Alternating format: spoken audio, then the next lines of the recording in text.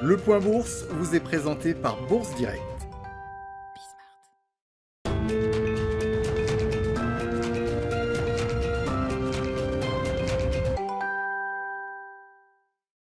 Clôture dans le vert ce soir pour le CAC 40. L'indice parisien gagne 0,22% à 5779 points au terme d'une séance hésitante dans l'attente de la prise de parole de Jérôme Powell.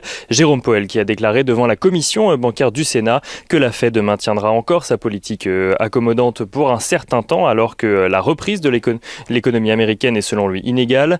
Celle-ci reste selon le président de la Fed fragile à de nombreux égards et notamment en ce qui concerne le marché du travail.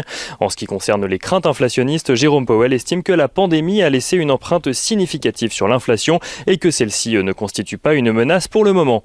Un discours qui a eu tendance à rassurer les marchés ce soir, tandis que les rendements obligataires restent tendus aux États-Unis, avec un taux à 10 ans aux alentours des 1,36% et un taux à 30 ans aux alentours de 2,19%.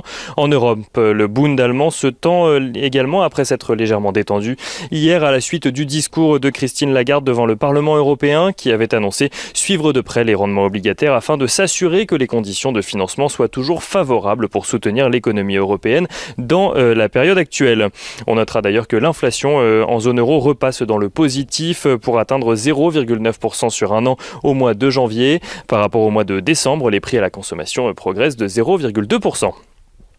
Du côté des commodities à présent, si l'or reste stable à $1 800, le pétrole progresse de son côté. Le baril de Brent s'échange aux alentours des $65 ce soir, tandis que le WTI oscille aux alentours des $61, toujours dans un contexte de vague de froid aux États-Unis et d'immobilisation d'une partie des raffineries dans le pays. De manière plus générale, les matières premières ont le vent en poupe. Les métaux comme l'argent, le palladium, le zinc ou encore le nickel étaient recherchés aujourd'hui. Du côté des valeurs à suivre à la Bourse de Paris, dans un premier temps, Total annonce avoir fait entrer deux actionnaires, la Banque des Territoires et Crédit Agricole Assurance, au capital de deux portefeuilles projets d'énergie renouvelable en France à hauteur de 50% chacun. Total qui progresse ce soir, porté également par la hausse des prix du pétrole. On notera à Paris la progression des valeurs de l'aéronautique avec notamment Airbus qui figure parmi les valeurs en tête du CAC 40 ce soir, mais aussi Safran ou Thales qui sont liés au secteur à la suite des nouveaux déboires de Boeing sur son modèle 777. Air France est également bien orienté, ainsi que Accor ou les foncières, avec la perspective de l'allègement des mesures de restriction au Royaume-Uni. On notera également face à la progression de certaines valeurs cycliques le recul des valeurs liées à la technologie sur le CAC 40 comme Worldline ou encore ST Microelectronics dans le sillage du recul des valeurs tech à Wall Street sur fond de valorisation jugée excessive après avoir compté pendant plusieurs mois parmi les valeurs les plus recherchées à Wall Street. Wall Street où le Nasdaq perd d'ailleurs un peu plus de 1% à l'heure de la clôture parisienne après la perte d'environ 2,5% affichée en clôture hier soir.